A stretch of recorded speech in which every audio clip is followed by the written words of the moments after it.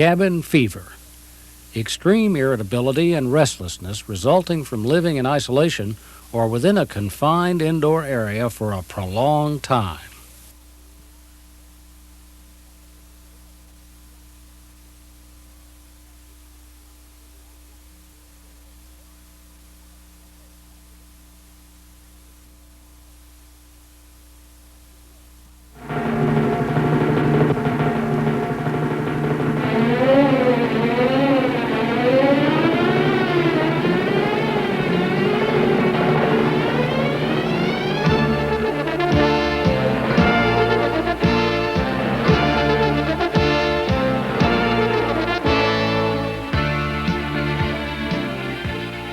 This is British Columbia, Canada.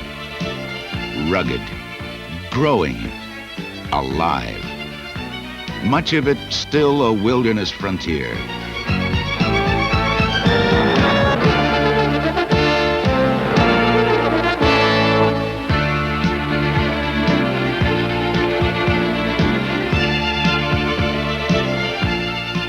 Billions of gallons of water are held locked in the glacial ice of the high country.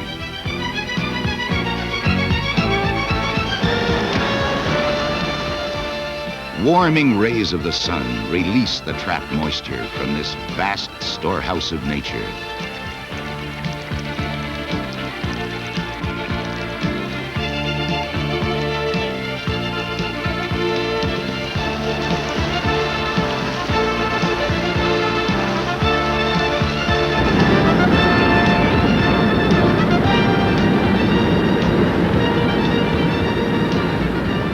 Hundreds of streams and rivers lead to another wilderness frontier, stretching more than 5,000 miles from the British Columbia coast. The Pacific Ocean.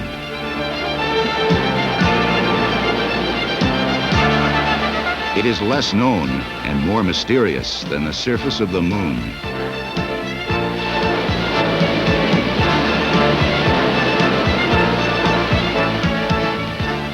It is the home of one of nature's wondrous creatures, the Pacific salmon.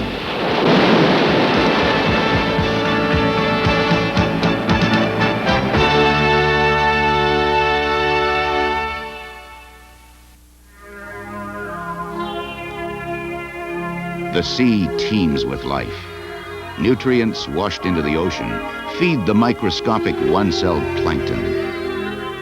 These tiny organisms form the base of the whole food chain on which all life depends. Herring and anchovies convert plankton and euphausids into protein for the larger animals which feed on them.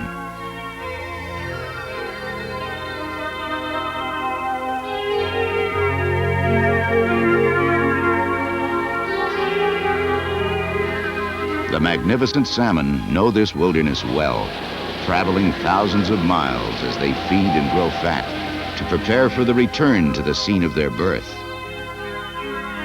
In one of nature's most remarkable miracles, the salmon ascend hundreds of miles of turbulent waters to spawn and die.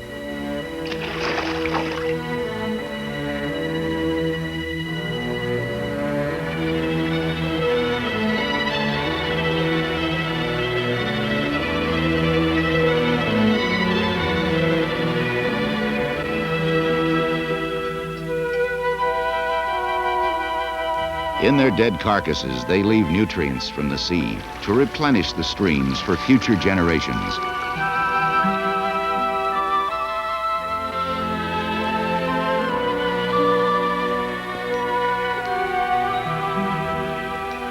After a winter of incubation, the cycle begins anew. The young salmon make a long and dangerous journey as they migrate to sea. Here they will feed in the protein-rich waters of the North Pacific. But as the salmon seeks his food supply, other creatures higher in the food chain are looking for the salmon to fill their hungry bellies.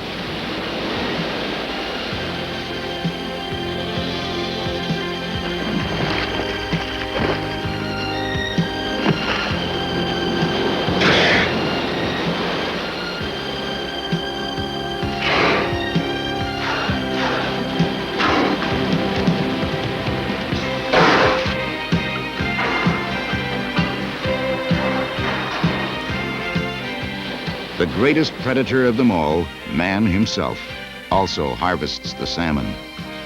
The 5 species of Pacific salmon support a large commercial industry to provide high-quality protein for an increasingly hungry world. Sport fishing is growing rapidly and contributes more to the economy than the commercial fleet. This is the story of one of Canada's outstanding fishermen.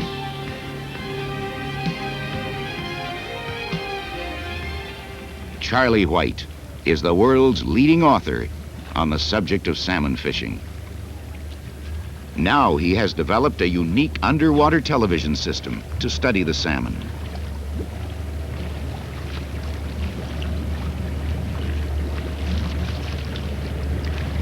Since time began, man has thrown hook and line into the water and waited and wondered what is happening in that silent world beneath the surface.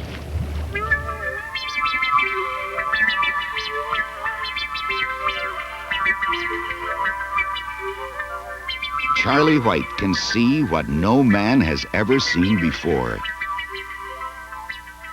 Just how do the salmon behave underwater as they feed, as they approach and strike the lures?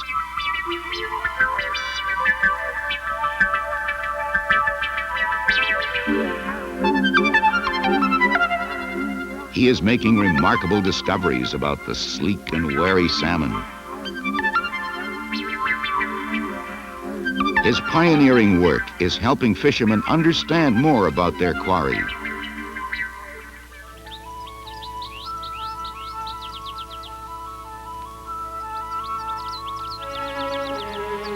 Charlie's life revolves around the sea.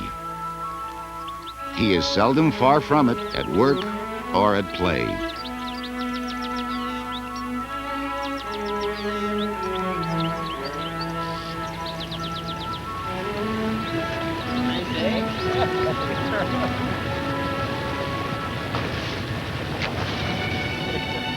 An engineer by education, he turned his love of marine life into a business when he created the Undersea Gardens, a unique underwater chamber, an aquarium in reverse, which allows the public to descend beneath the sea to watch marine life in its natural environment.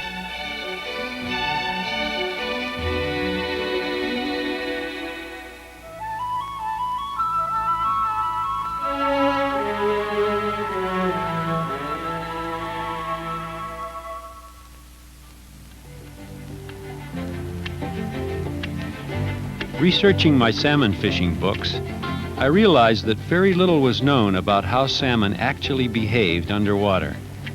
All experts had their theories, but no hard evidence existed. When we began our experiments, we thought we would get some quick answers to the nagging mysteries of salmon behavior. It seemed so simple in concept, but it didn't turn out that way.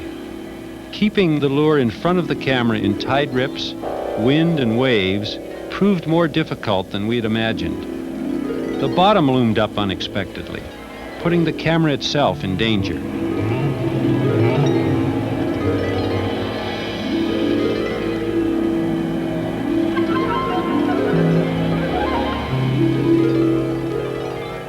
Large, menacing jellyfish fouled the camera cables and the lures frequently enough to be a major frustration.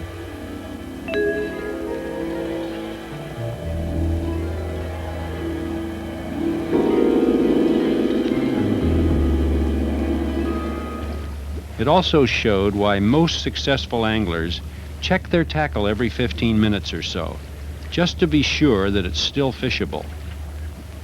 Huge chunks of bull kelp would be chopped off by our downrigger wires, but much of it would still come along for a cable-straining ride on the underwater gear.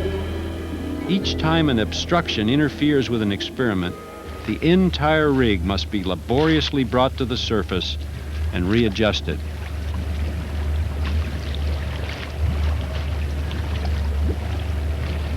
What's this? Looks like a partly eaten sea onion.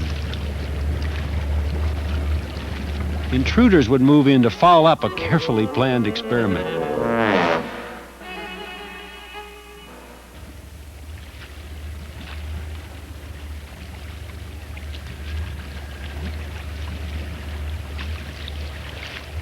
We found it fascinating just to watch our lures working in the clear ocean water.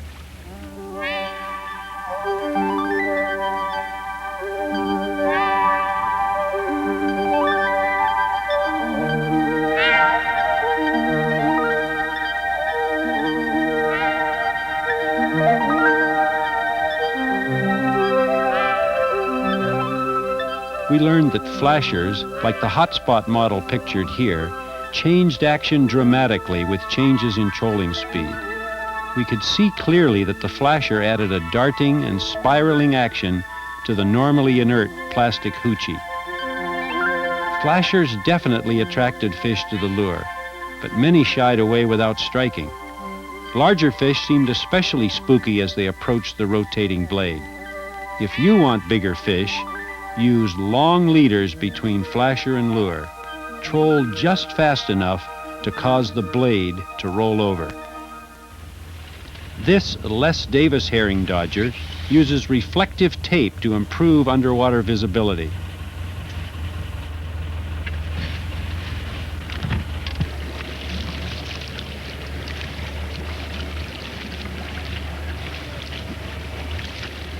Dodgers, which swing from side to side rather than roll over like a flasher, seem to attract fish in a similar manner.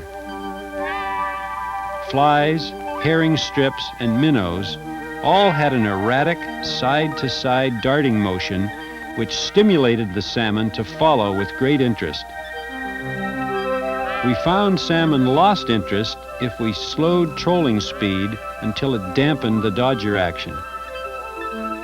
It's better to troll too fast than too slow.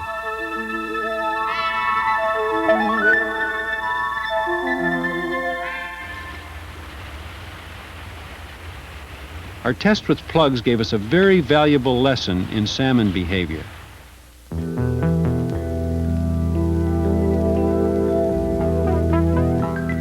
There are two basic kinds of plugs. There's the cup-shaped darting plug and the shovel-nosed waggling variety. The waggling plugs seemed rather uninteresting to me, but the fish seemed to like them.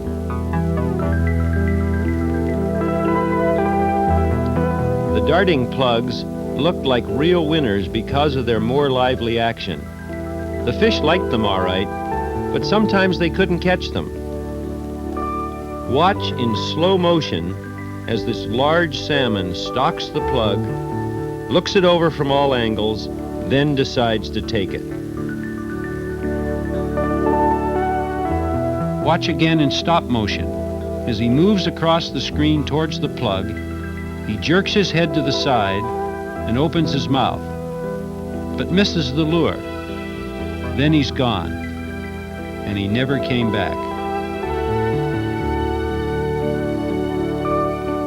Oh no!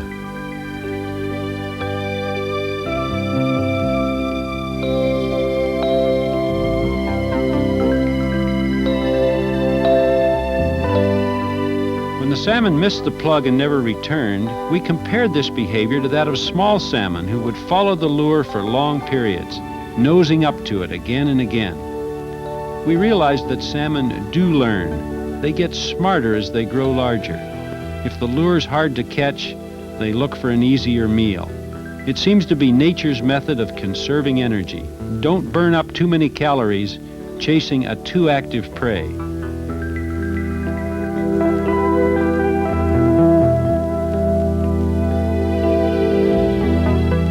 If at first you don't succeed, quit. To catch large fish, stay away from actively darting lures. A less erratic action works better.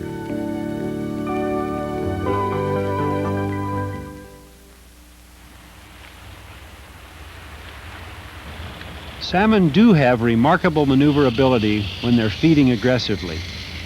We put a sticky sharp hook on this hoochie lure, which uses an angled front lip to give it action.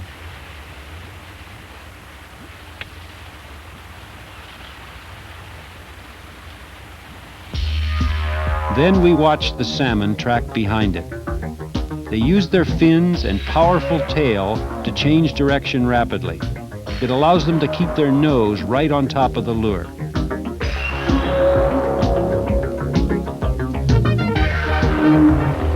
Using our Scotty downrigger to give us precision depth control, we learned that the fish are very often stratified in narrow layers. Lowering the camera, we would see nothing at all. Then suddenly, there they were, in a band of water no more than 5 or 10 feet thick. Once you've found the feeding depth, be very precise in counting the pulls as you let out your line. Better still, use a downrigger with a good depth counter to keep track of the exact feeding depth. After 9 years of tests, we're still amazed that 90% of all fish which approach our lures will not strike. We know that many factors affect fish behavior. How long since his last meal? Is this why early morning fishing is most productive, when the salmon hasn't eaten all night? Traveling schools of salmon will feed ravenously after a long, calorie-burning. Imagine how hungry you'd be after a 10-mile swim. Seniority is also important in the fish world. When the big guy wants to eat, he's first at the dinner table.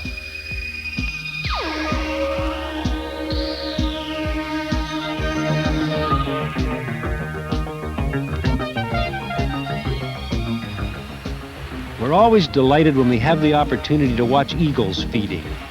These magnificent birds are almost extinct in many areas. Luckily, there are still good populations along the BC coast.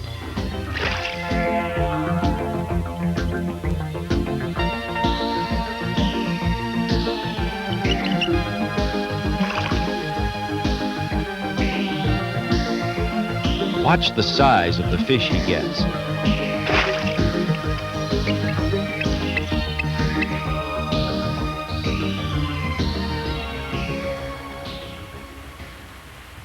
Keeping one lure on camera was a tough enough job, but we knew we could learn a great deal more if only we could watch 2 lures simultaneously. We wanted to offer the salmon a choice, then watch them make that choice right before our eyes. The concept was simple. We built a 2-lure yoke for the top of the camera, but again, it wasn't so simple in practice. The weight and water resistance of the 2-camera yoke completely changed the balance of the system. We had to engineer the tracking and stabilizing attachments all over again.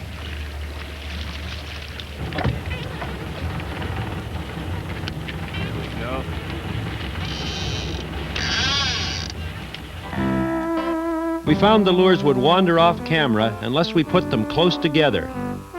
And all you fishermen know what happened next.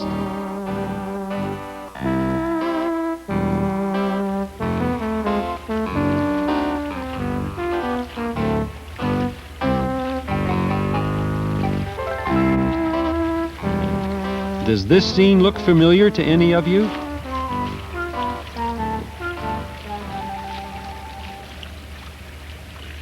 One of our first 2-lure tests was to compare fast-rolling herring strips with a slower rolling bait.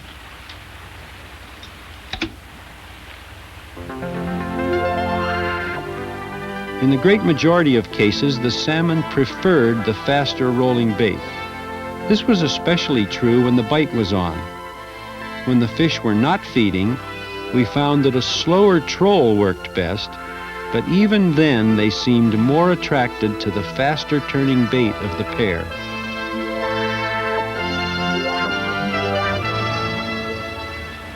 Another one of the tests that we want to make is to compare the larger, thicker piece of bait with a small herring strip, because sometimes it appears that the fish are very size conscious. I've been out sometimes where they will just take only one size of bait. I remember one particular time when I was fishing with this small strip and we hadn't got a strike for several hours, and then I just happened to trim off a piece of the tail here because it was a bit frayed, and I put this lure back in the water and we started catching fish one right after the other. We caught 7 in a row, and they wouldn't take it that long, but they would take it an inch shorter. So the fish were evidently so size conscious that the same lure with slightly different length was important to them.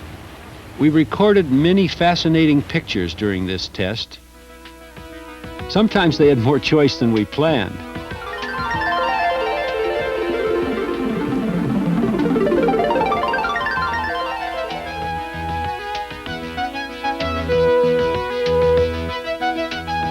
having trouble making up his mind.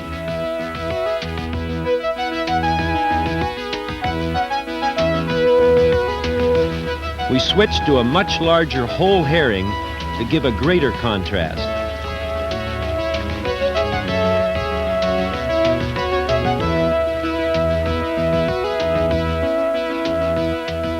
The salmon attacked both lures aggressively. On certain occasions, they would go for the smaller lures, especially when the natural feed was small.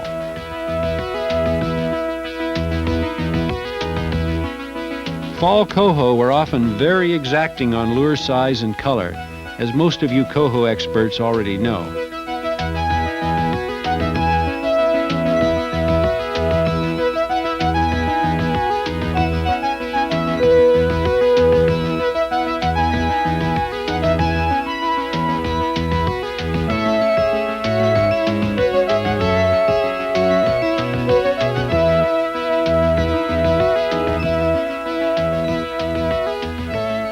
However, the general overall tendency was for the big fish to go for the larger bait, like a kid in a candy store.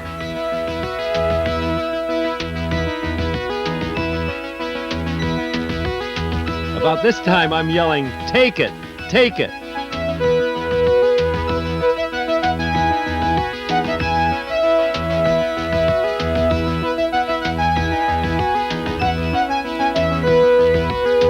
No, that's too big for me. This is more my size.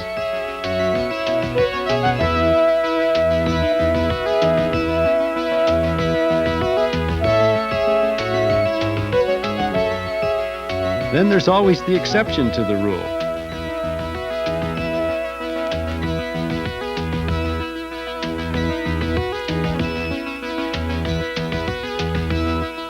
If you want trophy-sized salmon, use the largest lures in your tackle box.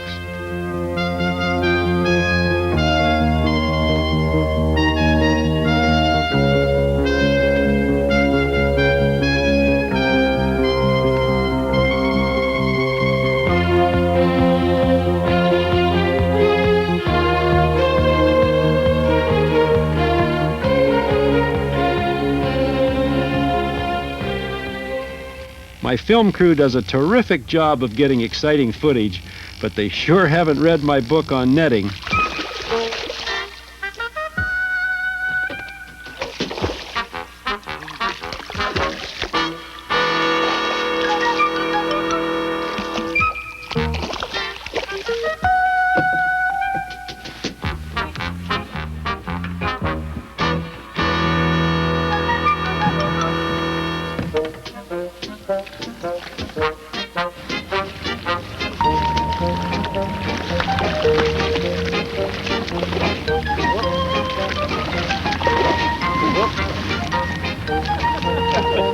Demonstration of putting them back in the net.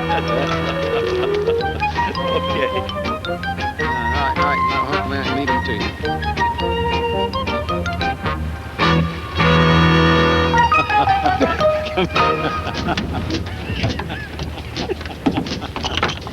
That's what we call the real upside down net. That was called the butterfly catch. Barry the butterfly netter. Let's not make a baggie this time.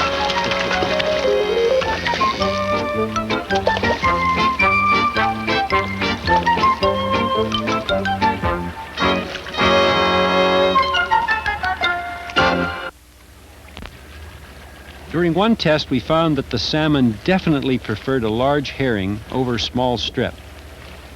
Then we tried a bucktail fly with a spinner in front and put it in place of the small strip.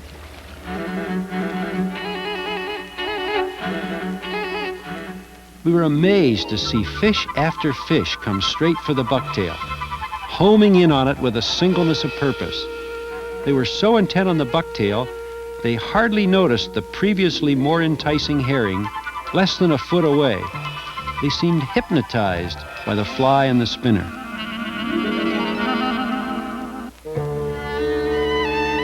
Not again.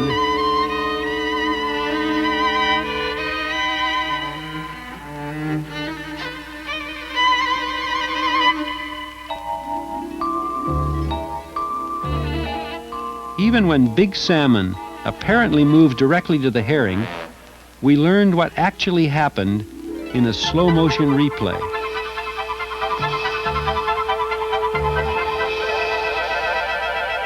Both fish are definitely focused on the fly before moving to the herring. We tried flies with and without spinners, and it was the spinner that attracted the salmon. We put sticky sharp hooks on an apex spoon, a well-proven salmon killer.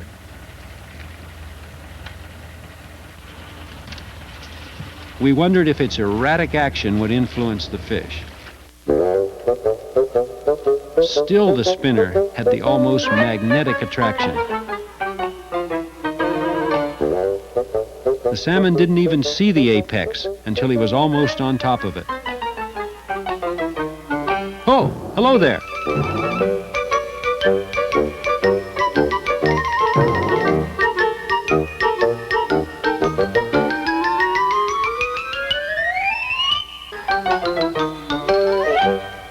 In our next experiment, we put a spinner up the leader from a herring strip and compared it with a regular strip lure.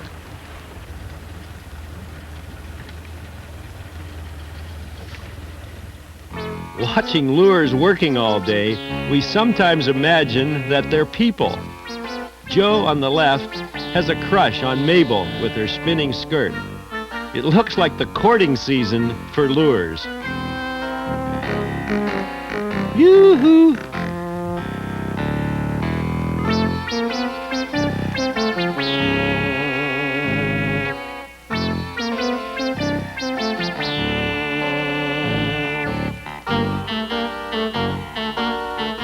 Uh-oh, here's someone else who wants to influence my test.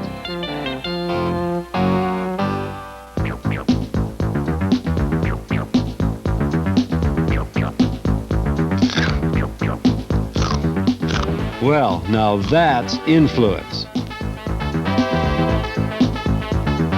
Almost every salmon, even those that struck the lure without the spinner, looked at the spinner first. And that hook wasn't sharp enough. Spinners are definitely a powerful attractor.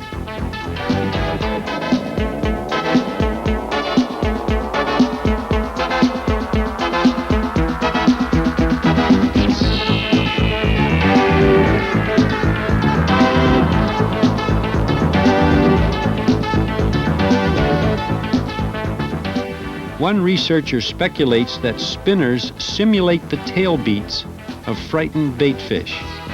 We plan more research into this subject, especially to the vibration rate of these beats. In another experiment, we devised a method to allow us to vary the lure action when a fish approached. This push-pull cable enabled us to flutter the lure back in the fish's face or pull it away quickly.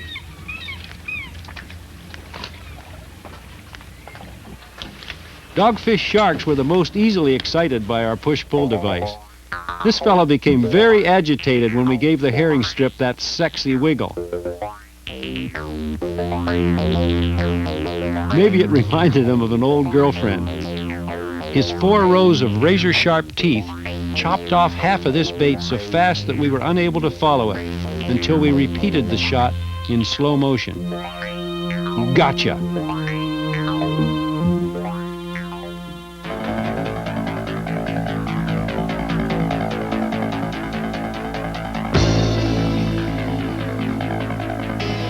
We found that salmon did not grab a lure when it fluttered back.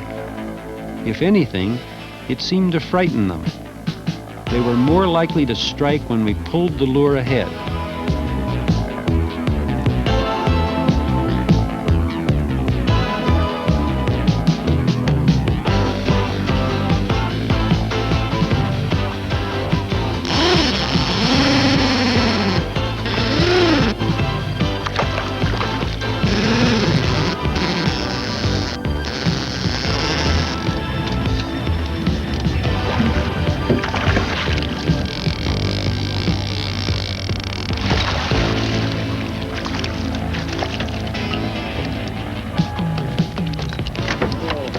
Beautiful purple. Look at the prime shape. Bright as a silver dollar. We always hoped we could see on camera some large sea mammals, seals, sea lions, even whales. One day we spotted a strange, undulating shape in the distance.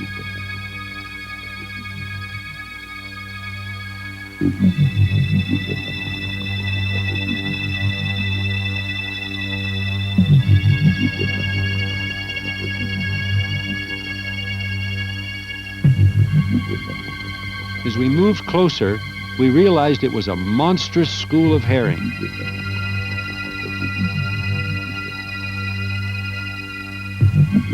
The teeming, surging mass moved as a fluid unit, huddling together for protection against predators. One of the prime food sources for larger fishes and mammals, the herring are in constant danger. However, like the antelopes and gazelles of the African plains, they go about their business of feeding on plankton and euphausids when they're not in immediate peril.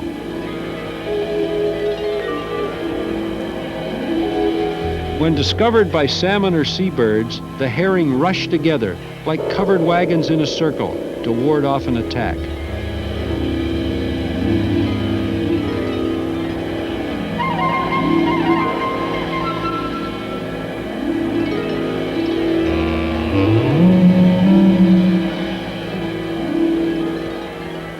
They become a ball-up of living flesh.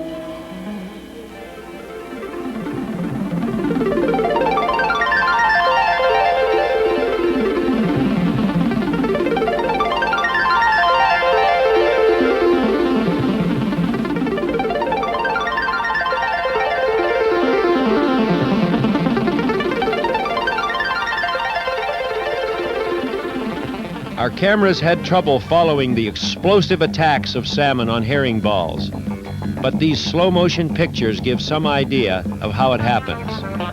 Watch the big salmon come down from the top.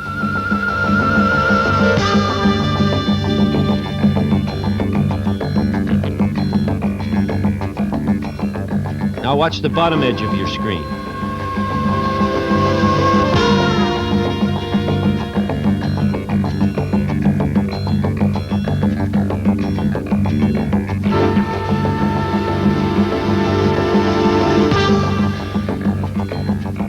There he is again, in the background.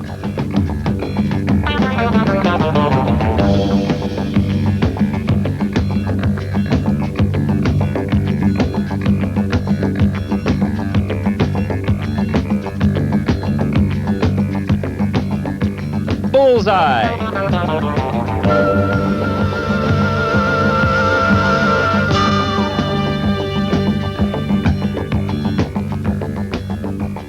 Herring balls are also attacked by seabirds, who herd the herring like cowboys at the annual roundup. These remarkable scenes are the first ever recorded of seabirds attacking a ball of herring. Contrary to popular belief, it's the seabirds more than the salmon who force the herring to the surface and hold them trapped while they gorge themselves.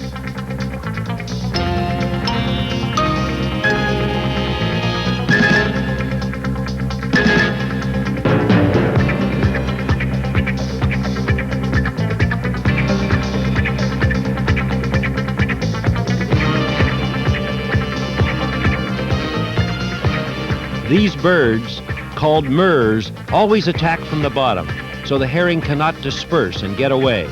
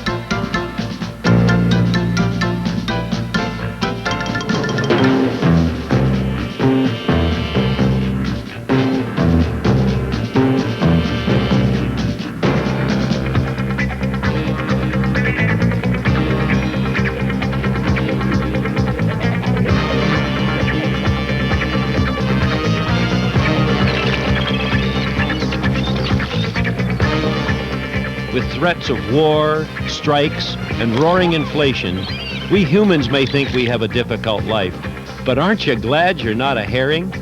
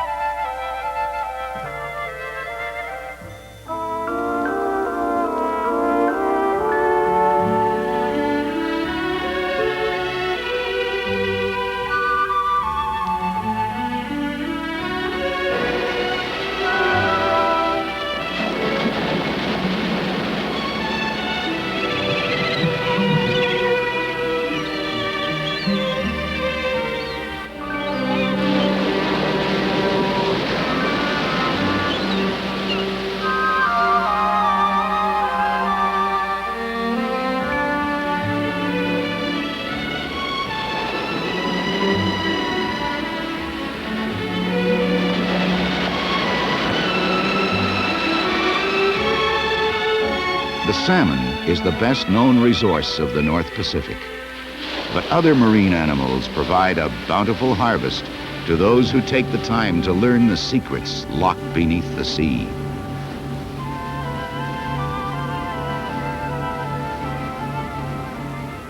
When we're baiting a crab trap, I like to use a combination of fish heads or herring, something where they can actually see it, and also a bait jar which has miscellaneous entrails and bits of flesh in it. And this then will continue to attract them by smell after they've eaten the visible baits. So I'll put these in here, and then I'll get these fish heads that I've wired up in the freezer previously. There, I get them broken apart. We take these salmon heads in, and then we'll wire them in the trap. Large amount of bait is important too, because they are attracted by sight as well as by the smell. Okay, we've got that one well baited up.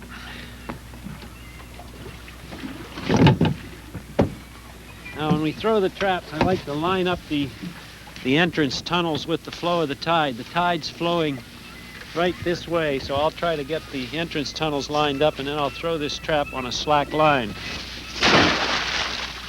Okay, ready for a feast.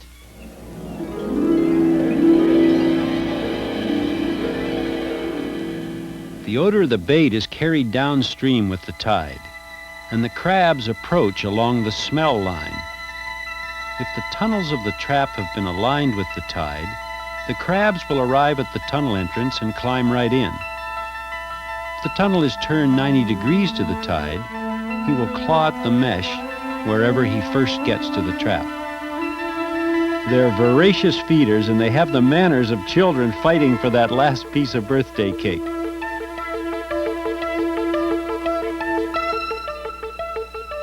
Dungeness crabs are found all along the Pacific coast, from central California to Alaska. They live mostly on sandy bottoms and feed best on a slack tide or on a slow incoming tide.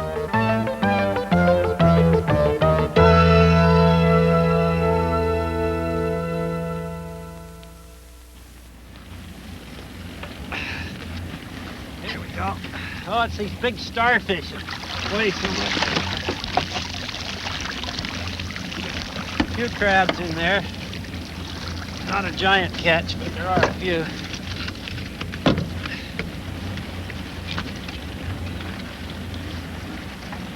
There's a lovely big crab there. Beautiful crab.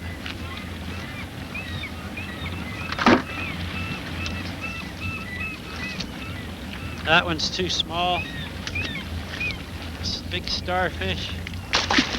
Here's an absolutely giant starfish here. These things actually get up to 30 inches across. There's quite a big one there. Move each of these suction cups individually. Think of the brains he must have to control all those suction cups. And yet he's fairly low on the evolutionary scale. Yeah. I think these are all too small. Let's get my measure, whoops, just big enough, just touches both sides. So that means that one is legal. Boy, almost nipped me there. That one is too, these are all male crabs. This is a male, female, much wider under there. Always tell a female, they say she's got a broad bottom. Okay, now I've had some seagulls hanging around here. Throw them a little bit of this leftover herring. Here you are. Here you are, fellas. Whoa! Look, the tug of war. Hey, that's great.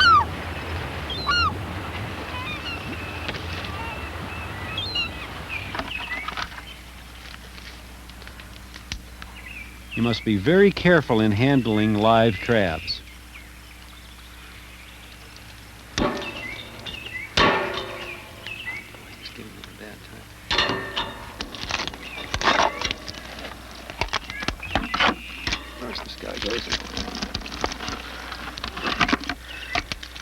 That's his lungs I'm taking off there now.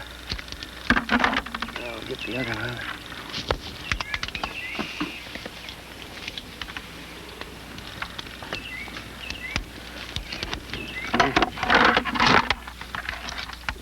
Ouch! Oh, boy, he really got me. Oh. Now that's getting even.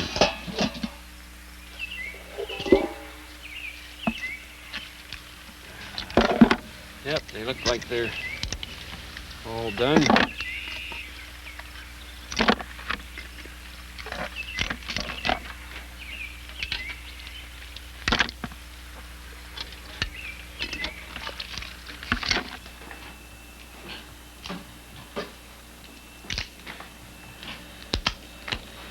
Just break away the little bit of the head here. Now I just shake it and it comes flying right out. Now you can see that it's empty. The shell there is completely empty. It just comes right out at the end. The body meat's what gives most people trouble, though, but because it's so fussy to pick it out. But if you just hit it like that, see that? It just shakes. In about 3 shakes, you've got almost all of it out. Then you can just get the last little bits by just shaking. Then if you get a piece that sticks, you know, the end of a crab leg is the perfect crab picker. You can just pick out those last little bits with the, you don't need any special tool, just the end of the crab leg. Now we break off the front end of it, and then that meat should shake out just the same as the other. You can see that it's cleaned right out of there. We've already got quite a lot of meat here in just less than a minute.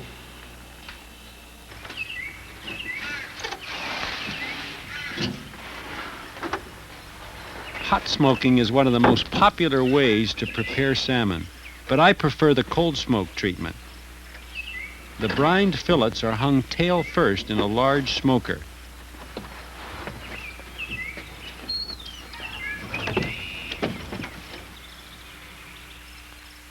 The firebox is almost 30 feet from the smokehouse itself, allowing adequate time for the smoke to cool before reaching the hanging fish.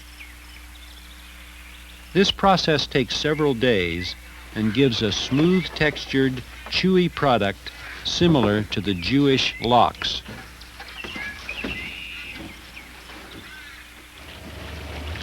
This trap is about 240 feet down. This seems to have been a really good depth. Sometimes we pull the trap and it's got about 2 in it and you wonder whether it's worth the effort. There it comes. Okay, here she comes.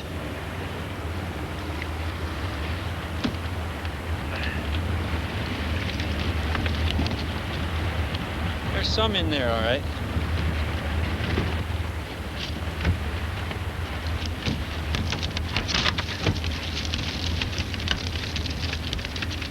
Yeah, that's a pretty fair catch, as a matter of fact. They're nice big prawns, too. Be careful when you're handling them. That spike is awfully sharp.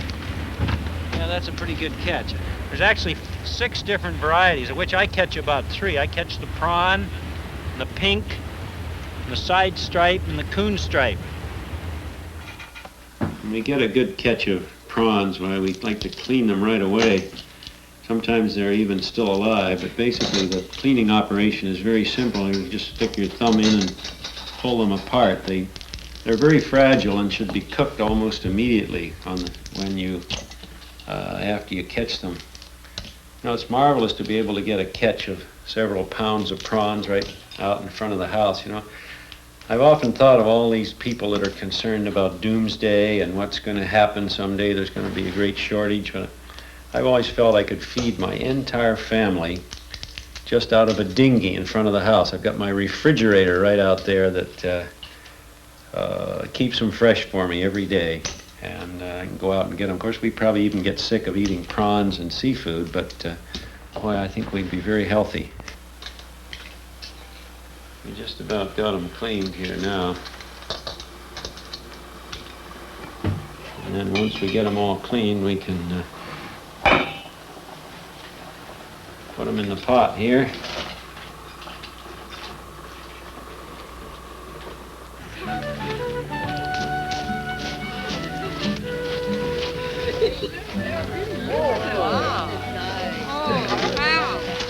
Aren't they some steaks, eh?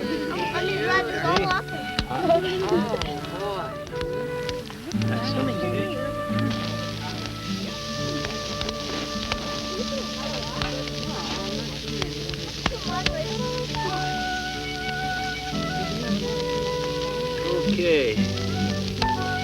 Now we'll put a little barbecue sauce on them, and they'll be ready in 10 minutes or so.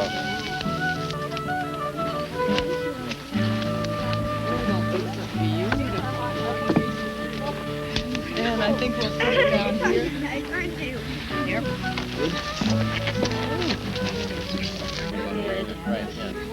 What?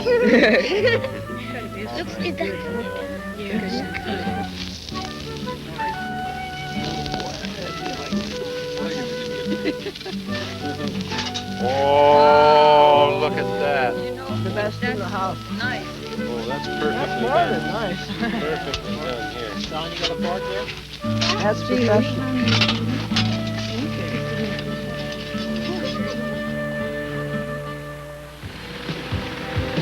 Our tests off southern Vancouver Island give us valuable data, but during late July and August, great concentrations of salmon are moving along the north coast.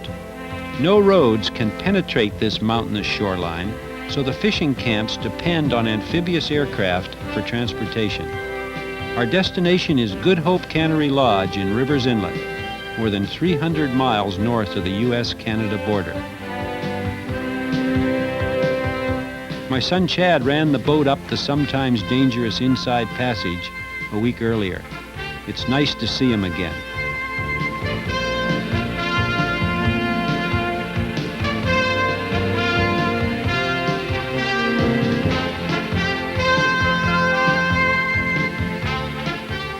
Some of the largest salmon in the world move into Rivers Inlet each year, creating a trophy fishery I call the World Series of Fishing. Just straight down here and straight The major runs have not yet arrived at the inlet, but there's some good fishing about 10 miles away.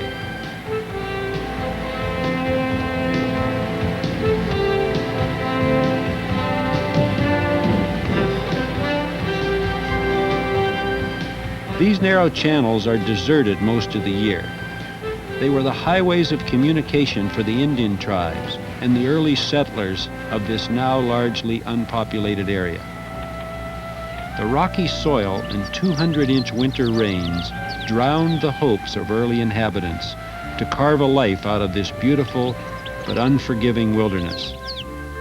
Tiny graveyard plots bear grim, silent testimony to the end of the struggle to survive.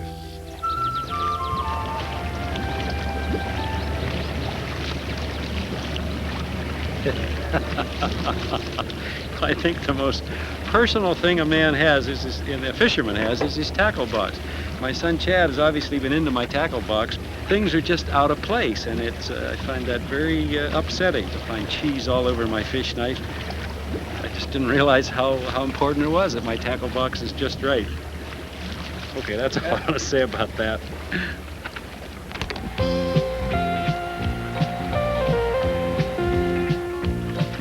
There are more theories and speculations about the role of smell than any other subject relating to salmon lures.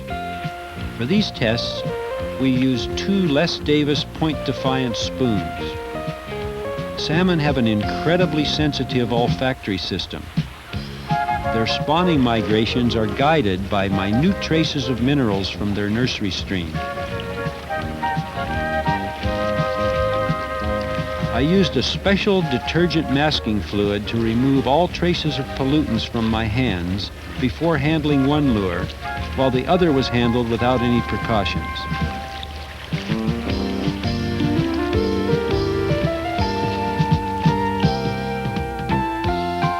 The salmon showed no preference in these initial tests.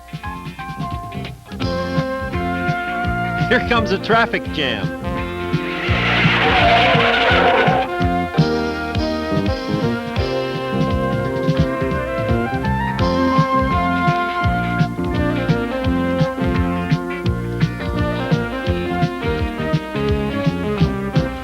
We dirtied one lure even more with an old greasy towel.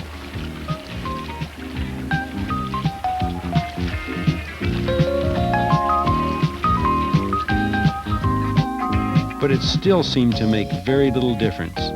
If anything, the salmon showed more interest in the unclean lure.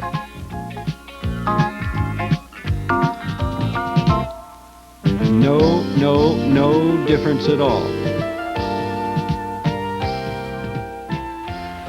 To make one lure even more repulsive, we even rubbed cigar ash and blew smoke on it.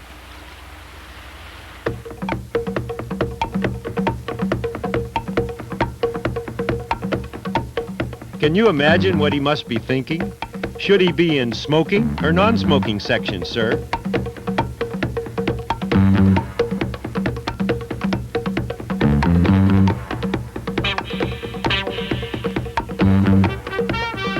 Biting that spoon may be hazardous to his health.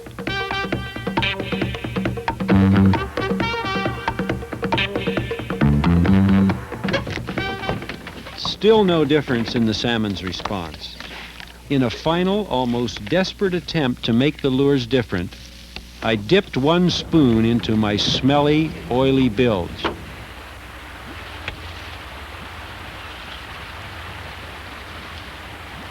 Now the salmon would have a dramatic difference in choices. Oil streamed from the dirty spoon as we rigged it behind the camera. For these tests, we nicknamed our lures Mr. Clean and Bilgewater. Mr. Clean is on the left side of your screen, Bilgewater's on the right.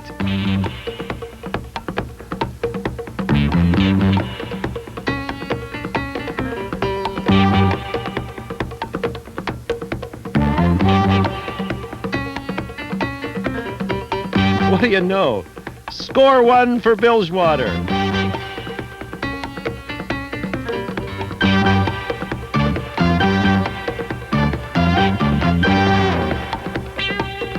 Score 2 for Bilgewater.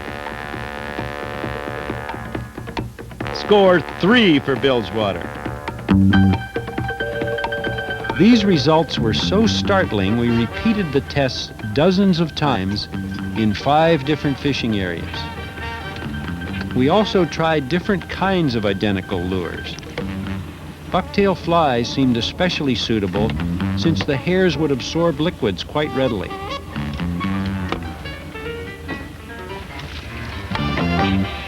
No matter what lure we tried, the salmon preferred the polluted lure to the clean one.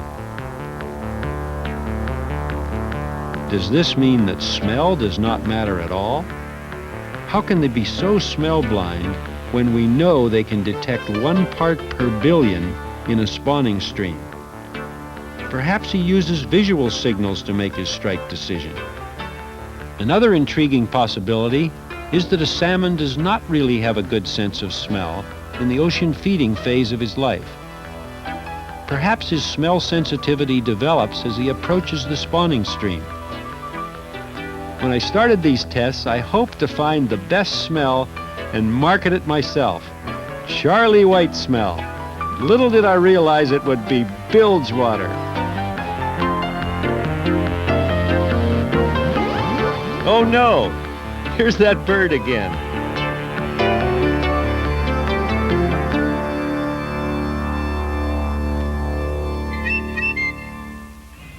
Someone sent us a bottle of garlic bait smell, and we just had to give that a try.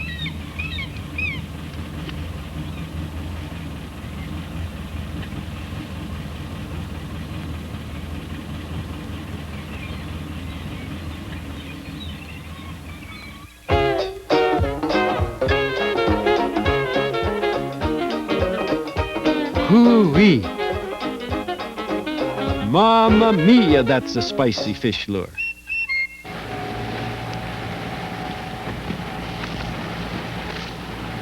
Our camera often showed the unexpected, revealing dramatic scenes of nature in the raw under the sea.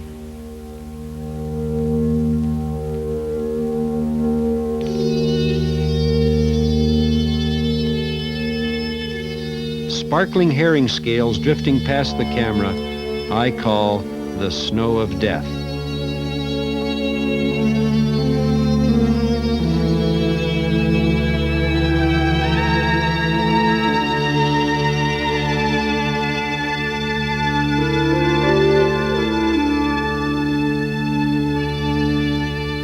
Dogfish sharks are a full-blooded member of the shark family, with all of the efficient, death-dealing equipment of the great sharks of the world, right up to Jaws himself, the great white shark.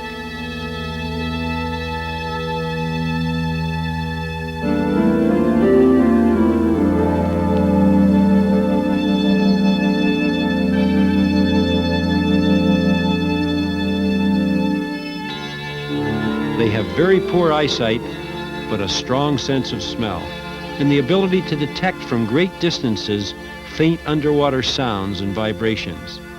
The electronic carrier wave in our camera often pulled them straight to the lens rather than to the trailing bait.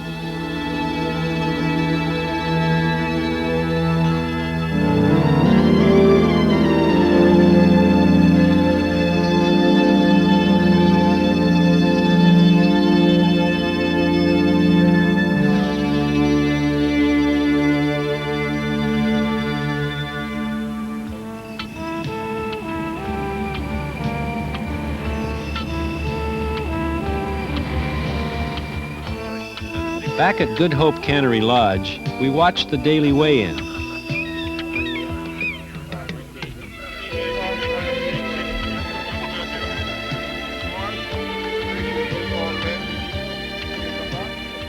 Wherever I go, I'm always besieged with questions about my research. Other time, this one, there's like a whiplash or a crack the whip action, that one they'll grab the outside fly. But I do a lot of turning.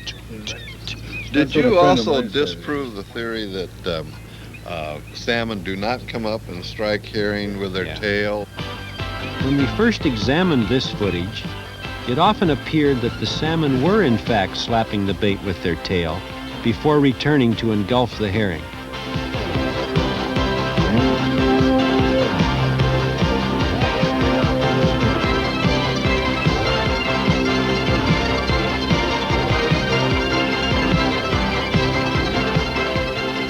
In slow motion, we see that his mouth is closed when he approaches the bait, and he doesn't slap it with his tail as he turns.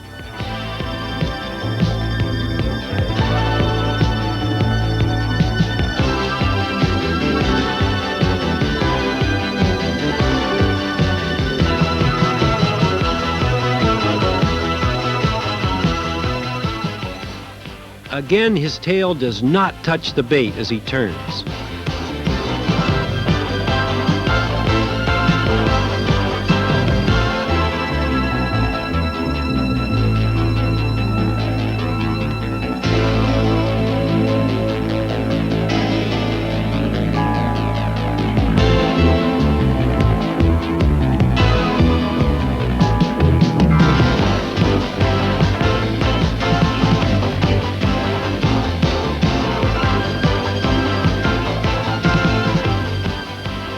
The mouth is closed.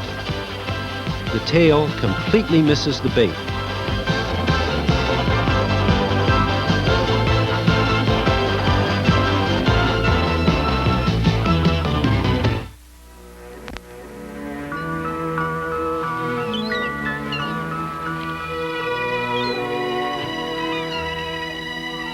A little bit of fog down the inlet this morning. It's not bad, but I'd like to get my compass bearings so that we can, if the fog rolls in while we're fishing, we'll have a chance to find our way back. So we're going to time our run this morning and get some pretty good compass headings so we can use the reverse headings on the way back.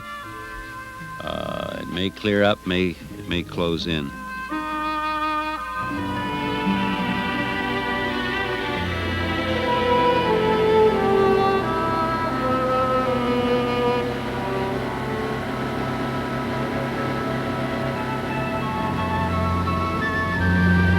Boy, that was thick. Hey, the birds almost ran into us. Look at them. The birds almost hit us.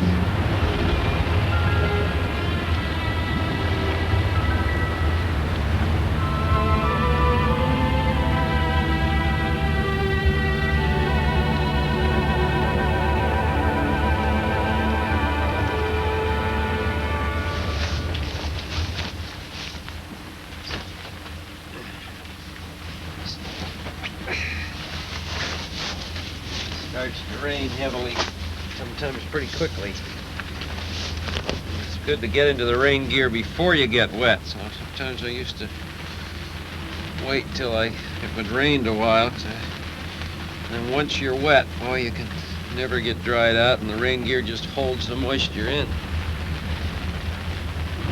This is a layer of glacial, combination of glacial silt or colloidal glacial material plus just mud.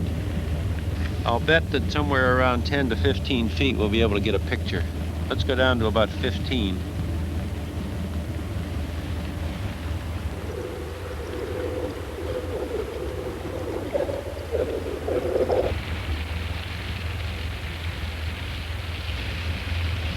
What, are you catching any up here? Got a few, about 42, 43 pounds. Nothing big. Oh, nothing big, yeah. Like that. About this deep. This murky layer's about 13 feet deep, and it's very dark down there. We can't get pictures, so I don't think we're going to hang around here.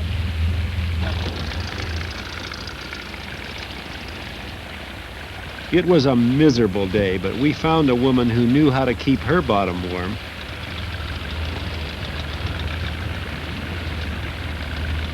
Now that's what I call a bum steer.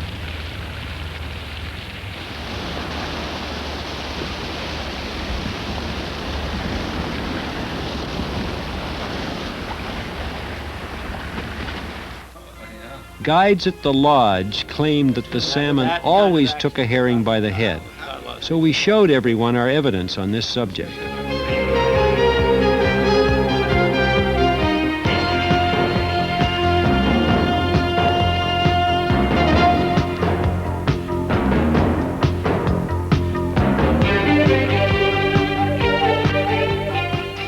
This salmon grabs the herring by the tail, but it pulls away. So he tries to catch it at the head. Notice how difficult it is for a fish to get to the head of a twisting herring.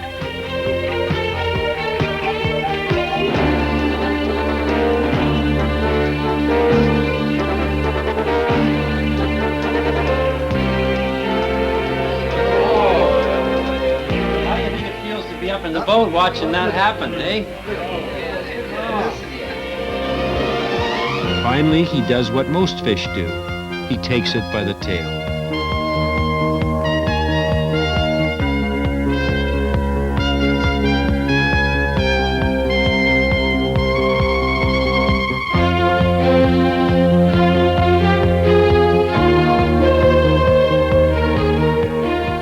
Earlier work in Juan de Fuca Strait was even more dramatic. Watch this aggressively feeding 14-pound coho.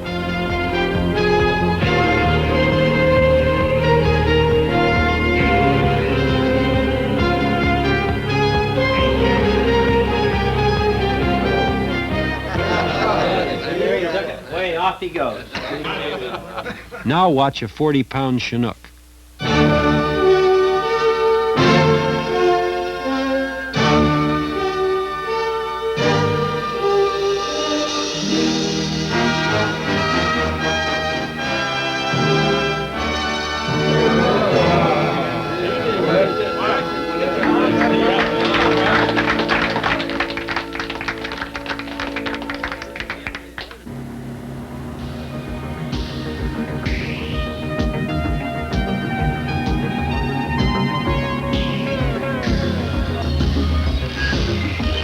Fishing in choppy water is difficult at the best of times, but it's especially hard on the underwater camera gear.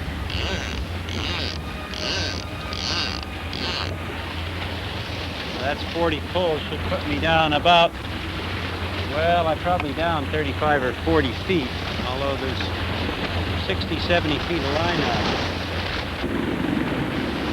Okay, hold her steady. I guess we can't get any closer. It's just, we should even be a little bit closer, but I don't think I'd try. I think it's too easy to get swept into the beach here.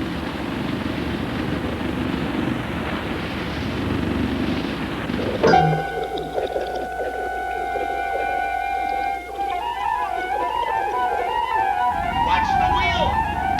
Look out, the bottom! We're turning too sharp! Watch the camera cable!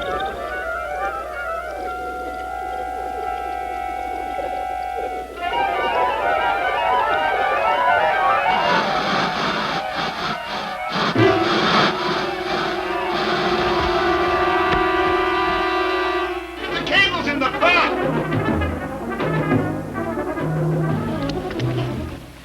I think we'll need to get all the weight forward to I can tilt it more. get this thing out. Can you tilt it more? I think that's up maximum. Here it comes. Okay. No, it's up all the way. No, that's it. Turn it off.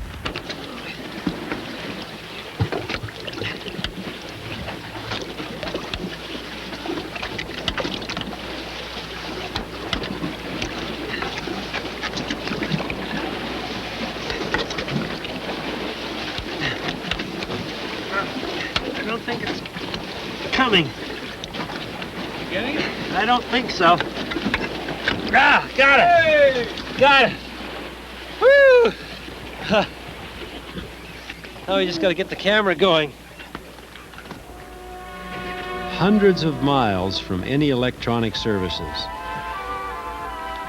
There are some very discouraging moments in this business. Luckily, Steve, one of the guides, was able to make the necessary repairs that night.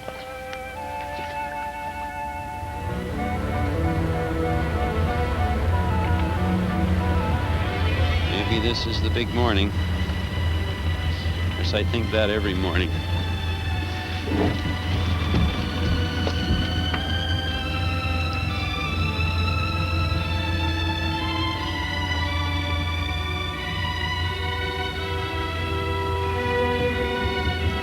Looks like the end of the rainbow up there. That's fisherman's heaven, fisherman's paradise, where the biggest salmon in the world go to spawn, right up that valley.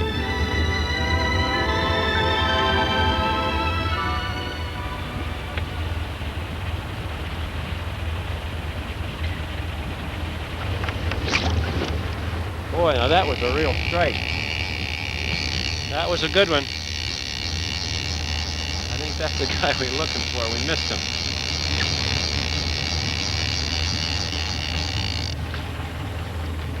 Oh yeah, look the way he's torn the, oh boy. Bit it right in half. Chewed the herring right in half, tore the hooks a foot up the line. See that? Tore him a foot right up the line there. Well, let's go back and get him. Yeah, go back and get him again.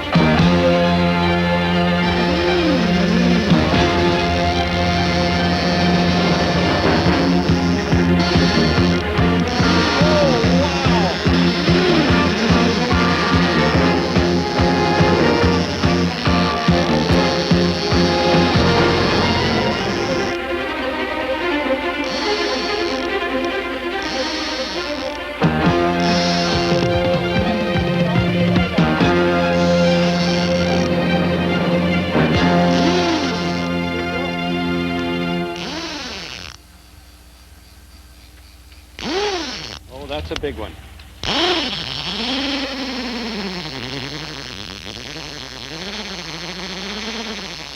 Listen to him burn out the line.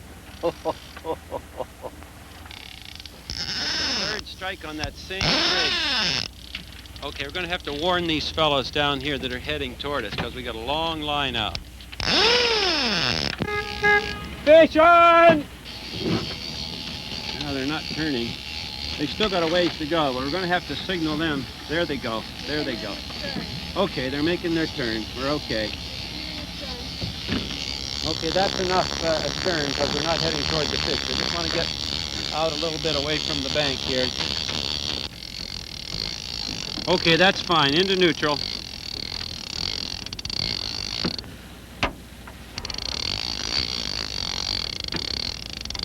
He's a strong fish.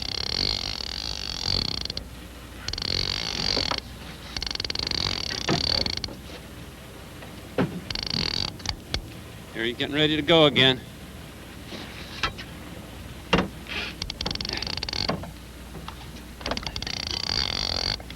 Powerful fish.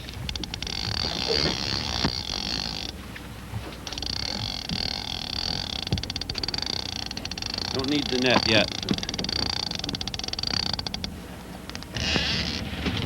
Now he stopped.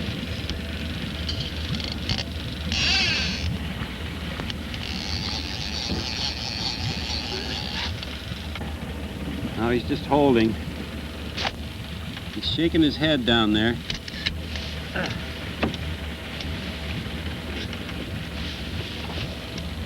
he comes, coming up again.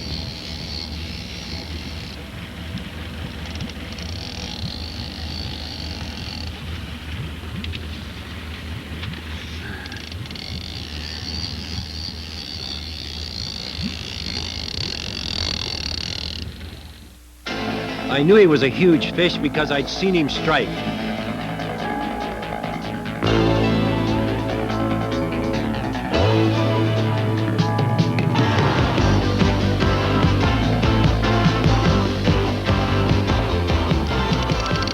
Now he's coming up. He's pulling hard again. He's trying to... He may blast out on me here in a minute. He got a loop on me there. I'll be happy when that is safely in the reel and for good, but see, when it screams out, uh-oh, there he goes. Look at, he's right against the wall. Hopefully he's getting tired. There he is. Look at him. Look at the, did you see the bow wake he made? Getting the net, playing with the net. Net ready, net ready.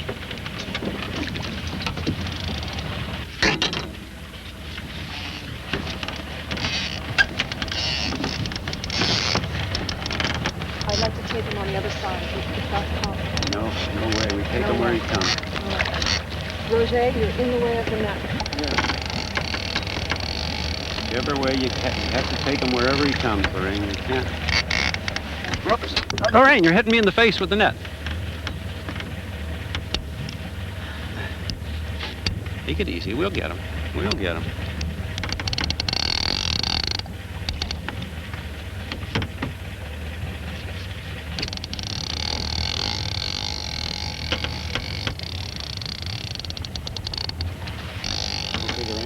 Lead him. If he doesn't move, we're just going to have to lead him straight in. If he keeps coming like this,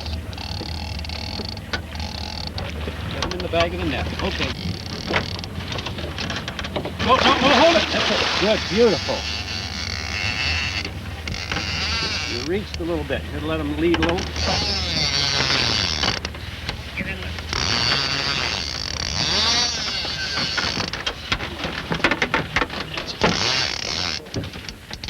Hung up. Beautiful. The way you pulled the net back away from him. That's the perfect thing to do. I'm going to have to come straight across there where you are, and I may have to come fast. Coming over. After half an hour, we don't know who is more exhausted, Charlie or his huge salmon. And here is another fellow with a fish on. God, I don't like the way this is sounding so strongly. God, is he strong. Woo!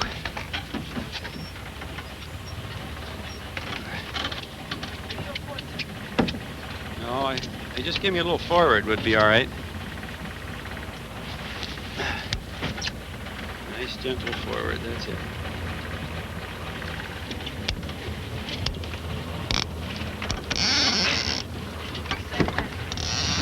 That's fine, right there.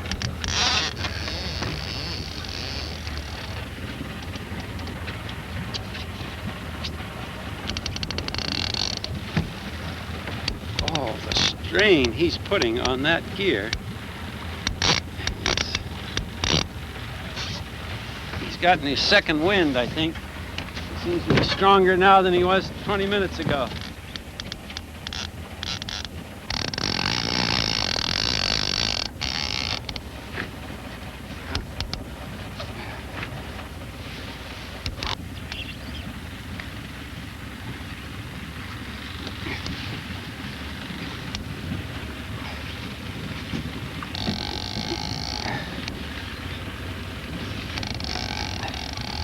Comes that knot, I feel it go through there every time.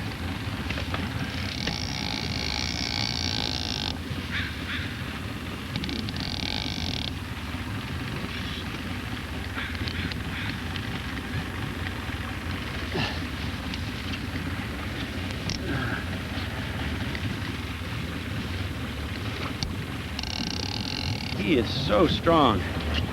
Just so much power. I'm just pulling as hard as I dare with the 20-pound line, and he just pulls it right away from me. Just strong surge. He's tired as can be, but he's just fighting his heart out.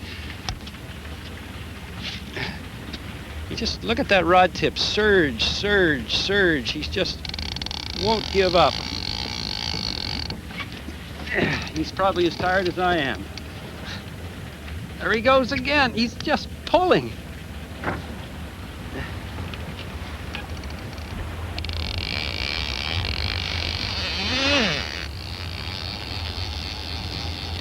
He has been dreaming of this moment for years.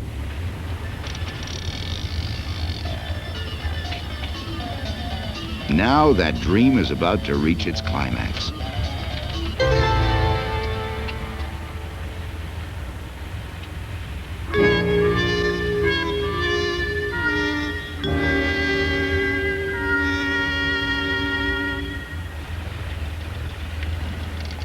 Now he's coming to the surface.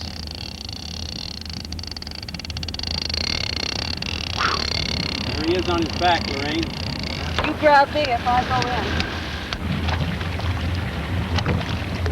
Go for him.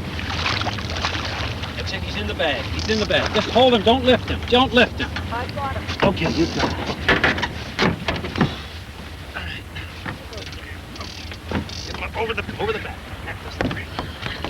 In the boat. We got him! Get him right down on the floor. I don't want him flipping over the side at this point. Oh. Woo! Woo! Now that's a fish, hey? What do you think of that fella? Oh boy, persistence pays off, doesn't it? The hook's pulled right out of his mouth. He was only hooked with one hook, which broke off. One of these trebles is broken off, I guess, just as we got him in the net. Boy, boy.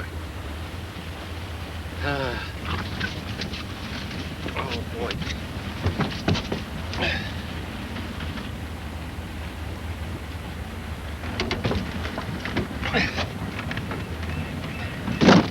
Oh, he fits.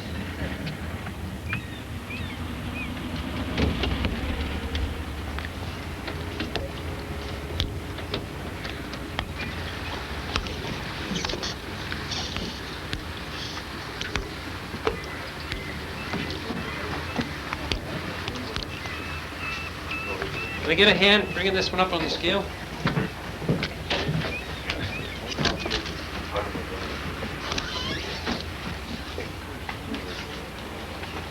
Okay. Together? Here, yeah. Going to mount that, sir? Well, possibly. I don't know.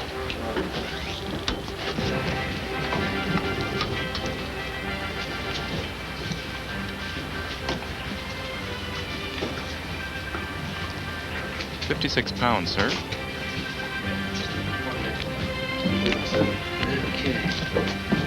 Well, that's the biggest one I've ever caught. A rewarding end to our 3 years of research. We're looking forward to more adventures with underwater television. Stay tuned for scenes of our newest film, In Search of the Ultimate Lure.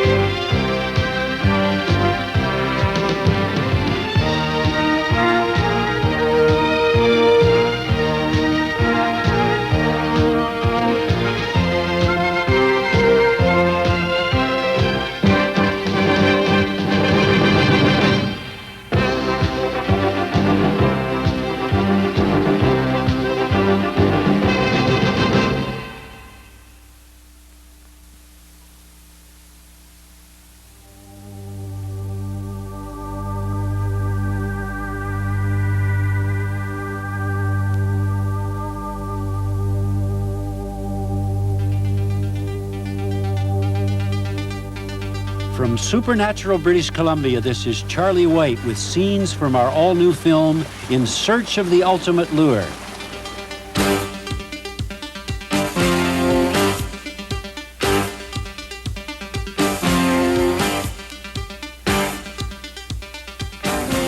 For over 12 years, my research team has been pursuing a fascinating detective story to find the primary triggering factors which motivate fish to strike. New color cameras and stop-motion analysis reveal for the first time the key strike triggers which separate a killer lure from all the others.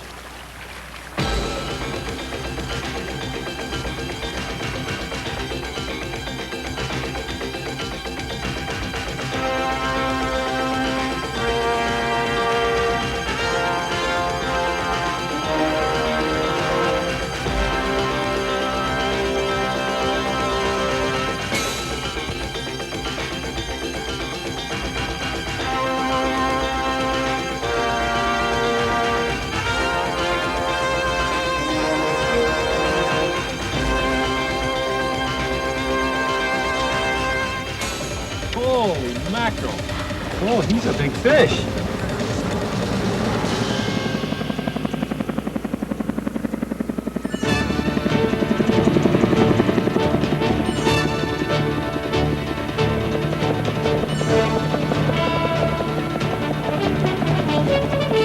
Our underwater cameras are also traveling around the world to study fish behavior, to remote rivers for fighting fresh-run steelhead.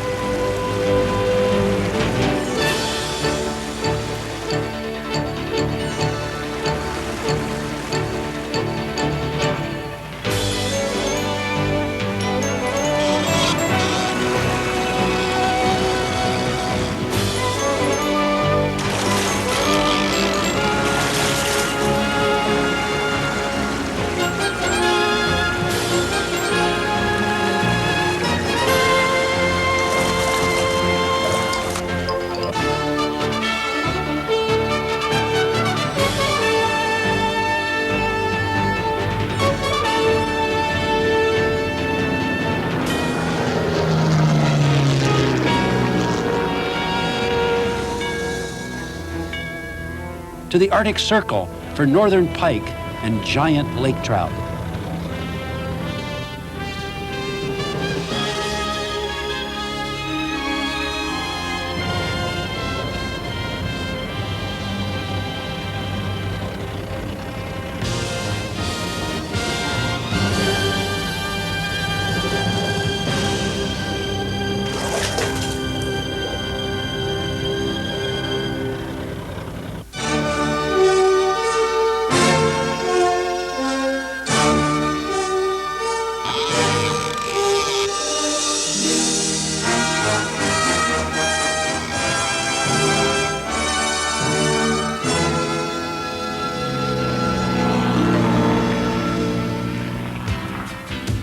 to the tropics for breathtaking scenes of tuna, dorado, and barracuda.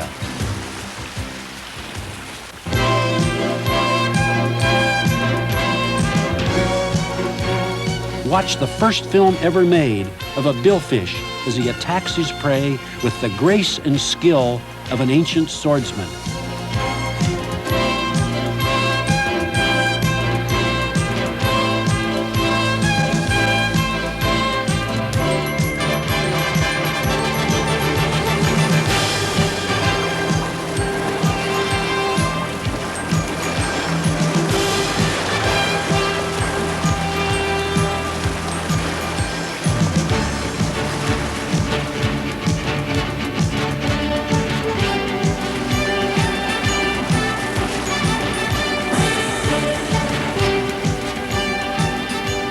Don't miss this dramatic new film of the greatest game fish in the world.